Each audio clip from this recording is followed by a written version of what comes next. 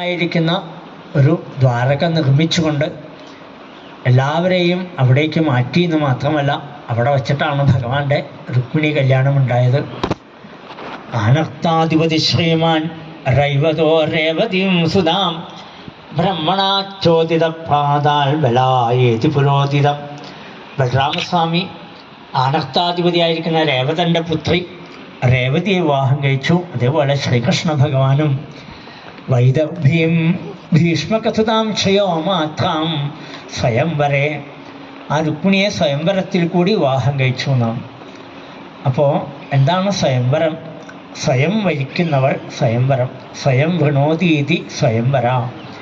സ്വയമേവ തൻ്റെ വരനെ കണ്ടെത്താനുള്ള ഒരു സ്വാതന്ത്ര്യം, അതാണ് സ്വയംവരം. അത് പണ്ട് കാലത്ത് ഉണ്ടായിരുന്നു എന്നാണ്. വേദകാലത്ത് സ്ത്രീകളുടെ സ്വാതന്ത്ര്യമാണ് ഭാഗവതമൊക്കെ പറഞ്ഞു തരിക. ഇന്ന് നമ്മൾ പറയും സ്ത്രീകൾക്ക് സ്വാതന്ത്ര്യം ഇന്നാണ് കൂടുതലെന്ന് പറയും. ഇന്ന് കൂടുതലൊന്നുമില്ല.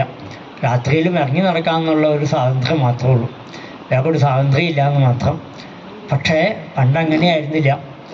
ആ പെൺകുട്ടിയാണ് തീരുമാനിക്കുക ആരെ വേണം വിവാഹം കഴിക്കേണ്ടത്, ആരോടുകൂടിയാണ് ജീവിക്കേണ്ടത്. ആ പെൺകുട്ടികൾക്ക്, പണ്ടുള്ള പെൺകുട്ടികൾക്കെല്ലാം ഉപന്യമുണ്ടായിരുന്നു, വേദാധികാരമുണ്ടായിരുന്നു, യാഗങ്ങൾ, പൂജകൾ, ഹോമങ്ങളൊക്കെ ചെയ്യാനുള്ള അധികാരമുണ്ടായിരുന്നു. ഇന്ന് നമ്മളൊന്ന് ചെയ്തു നോക്കട്ടെ, നെറ്റി ചുളിക്കണ കാണാം. അപ്പോൾ ഇന്നാണോ ശ്രേഷ്ഠം പണ്ടായിരുന്നു എന്ന് നോക്കിയാൽ മതി.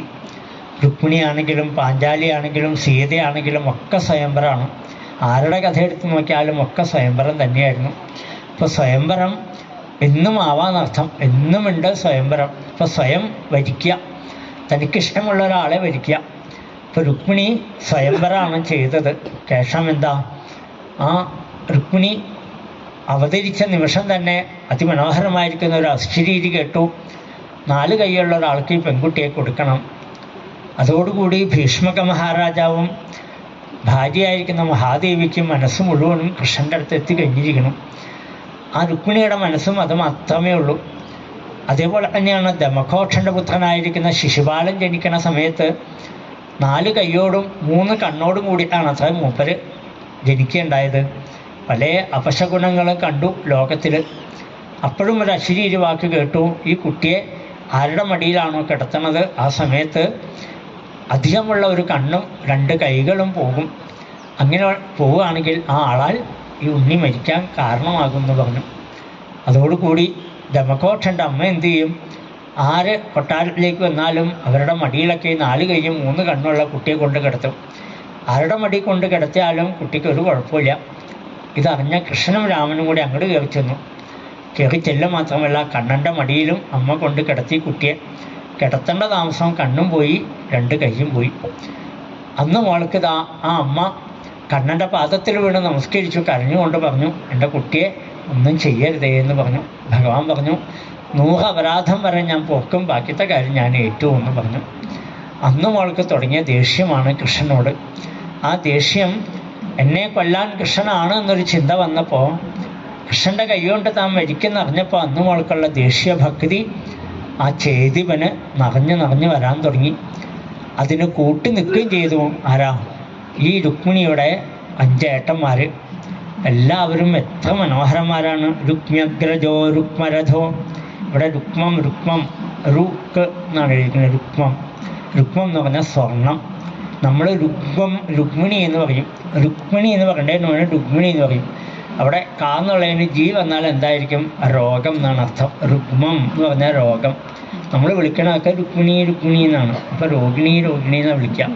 രുക്മിണി എന്ന് വിളിക്കണം. രുക്മിണി എന്ന് പറഞ്ഞാൽ സംഗമണി എന്നർത്ഥം.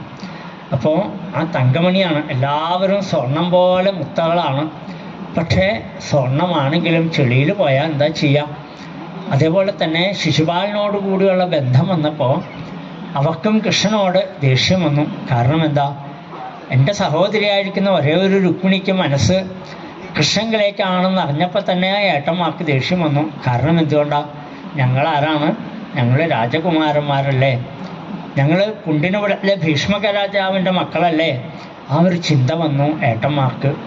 പക്ഷെ കൃഷ്ണനാണെങ്കിലോ, കൃഷ്ണൻ എന്തെങ്കിലും യോഗ്യതയുണ്ടോ? ഒന്നുമില്ല.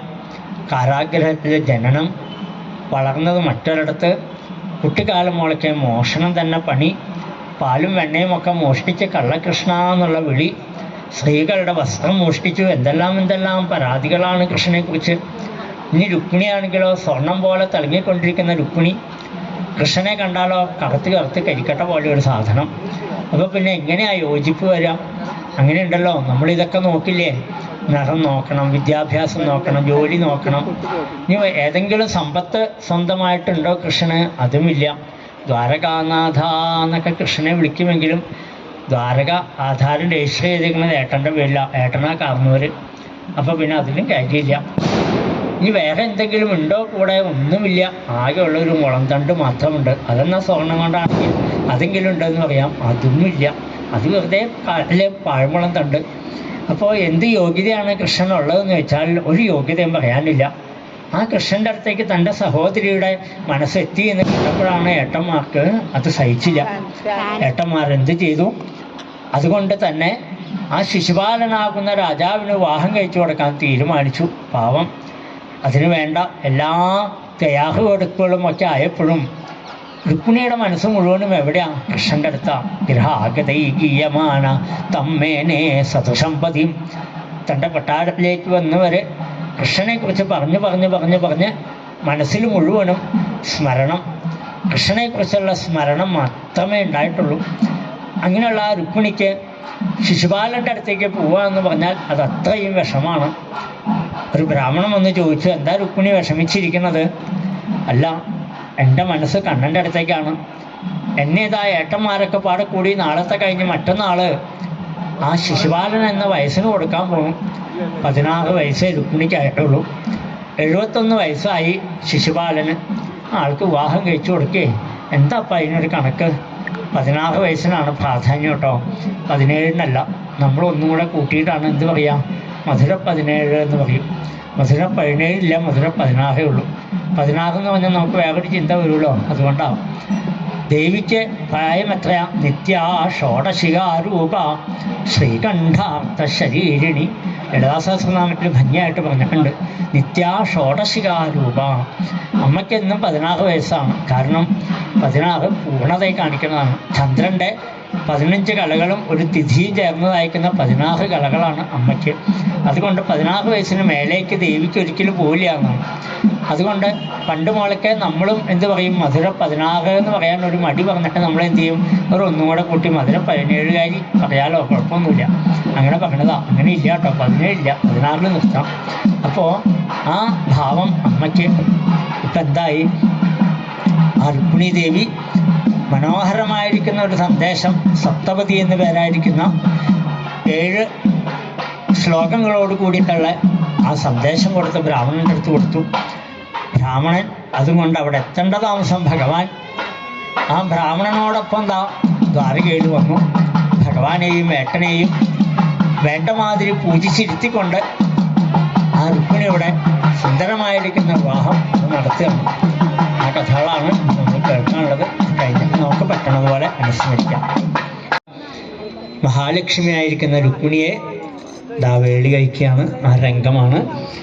അവിടെ മാല ചാർത്തി ദീപാരാധന നടത്തുമ്പോൾ എല്ലാവരും തൻ്റെ കയ്യിലിരിക്കുന്ന പൂക്കൾ, അത് മനസ്സാകുന്ന പൂവാണ്. അത് ഭഗവാനും രുക്മിണിയുമായിട്ട് ശ്രീകൃഷ്ണായ നമഃ എന്ന് പറഞ്ഞ് അവിടെ ഇരുന്നുകൊണ്ട് അർച്ചന നടത്താം.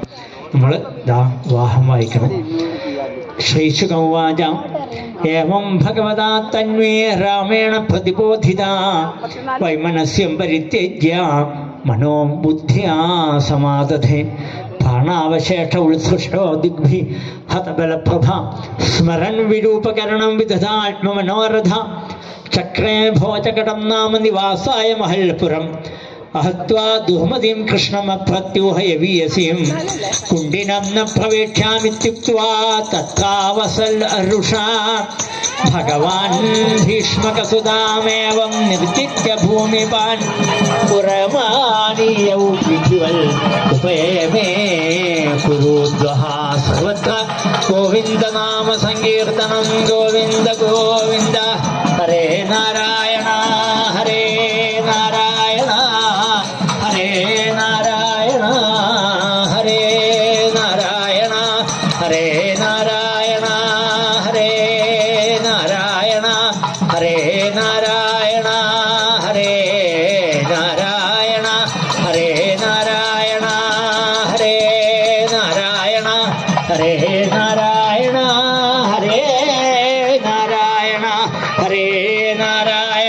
ഹരേ നാരായണ ഹരേ നാരായണ ഹരേ നാരായണ ഹരേ നാരായണ